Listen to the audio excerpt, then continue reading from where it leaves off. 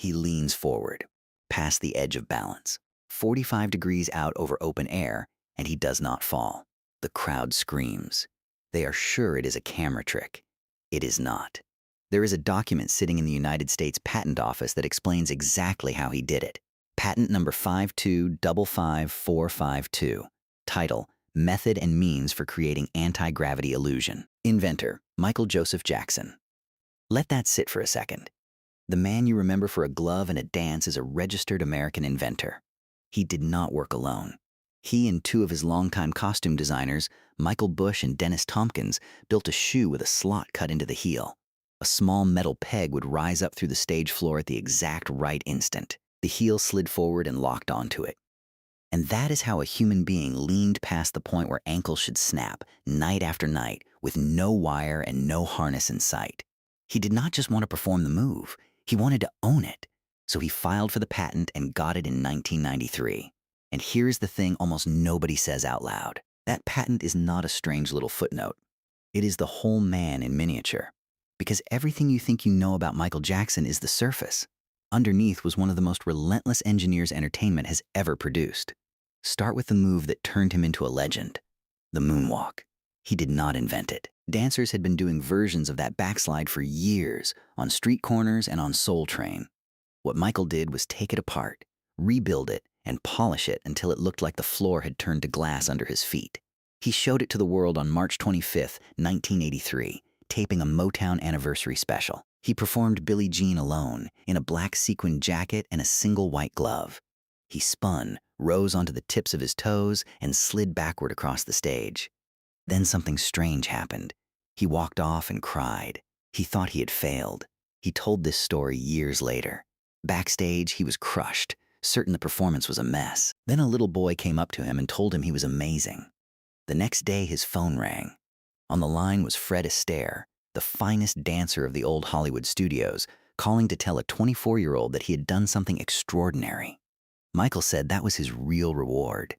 But watch this part, because the hardest fight of his career was not on a stage. It happened inside a television network. In 1983, MTV was a wall of white rock music. Black artists almost never got through the door. When the video for Billie Jean arrived, executives said it was not right for their audience. So the head of his record label, a man named Walter Yetnikoff, made one blunt threat. Play it, or I pull every artist I have off your channel. They played it. And Michael Jackson became the first black artist in MTV's heavy rotation. He did not ask the wall to move. He made it move. Now here is where the genius turns cold and brilliant at the same time. In the early 1980s, Michael became friends with Paul McCartney. They recorded together.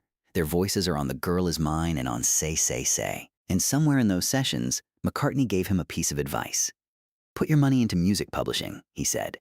Owning songs is where the real fortune lives. He even showed Michael his own catalog to prove it. Michael listened very carefully. In 1985, the company that controlled the rights to the Beatles came up for sale. Michael bid on it. He kept bidding. He outbid Paul McCartney himself. For about $47.5 million, Michael Jackson walked away owning a catalog of roughly 4,000 songs, including around 250 written by the Beatles. Songs McCartney had poured his life into. McCartney later said it felt like a friend buying the rug out from under your feet. The two of them never truly worked together again. A pop star had just out-traded a Beatle, using the Beatles' own lesson against him. For years, the world refused to see any of this. They were too busy laughing at his skin. People said Michael Jackson bleached himself. They said he hated being black. It became a punchline on every late-night show on Earth. It was a disease. In the early 80s, at the very moment he was conquering the planet, his skin began losing its color in patches. The condition is called vitiligo. It is an autoimmune disorder, and there is no cure for it. He told Oprah Winfrey about it on live television in 1993, and most people shrugged it off as an excuse. The makeup, the lightning, the glove on one hand, all of it was a man trying to even out a body that was turning into a map he could not redraw. And the world only believed him after he was gone. When Michael Jackson died on June 25, 2009, the Los Angeles County coroner examined his body. The autopsy found vitiligo across several areas of his skin. The diagnosis he had pleaded with people to accept for 16 years was finally confirmed on an official report, signed by a medical examiner, too late for him to ever read it. If you think he deserved to be believed while he was still alive to hear it, leave a like. It is a small way of saying the record finally got corrected. There is one more wound, and it quietly shaped the end of his life. On January 27, 1984, Michael was filming a Pepsi commercial in Los Angeles in front of thousands of fans. On the sixth take, the fireworks went off too soon and set his hair on fire. He kept dancing for a few seconds, not realizing his scalp was burning. He was left with second-degree burns to his head. He never fully recovered. Friends and biographers traced the chronic pain and the painkillers that haunted the rest of his life back to that stage. The most famous performer alive spent his final years carrying an agony the cameras never showed. He took the money Pepsi paid him, around $1.5 million, and gave it to a hospital burn unit. 25 years later, that long road of pain came to an end with his death. So look again at the man you thought you knew. A registered inventor who patented a way to cheat gravity. A dancer who hung up the phone with Fred Astaire. The artist who forced a television network to open its doors.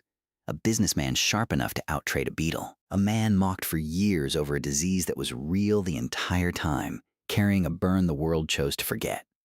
And the album sitting in the middle of all of it, Thriller, is still the best-selling record in human history. There is even a day now, marked every June 25th, that honors people living with the same skin condition he was ridiculed for. The glove was never the real story. The mind behind it was. If you want the next forgotten genius, the textbook skipped, the next name that makes you say there is no way that is true, subscribe and stay close. The one we are pulling out of the dark next is even harder to believe.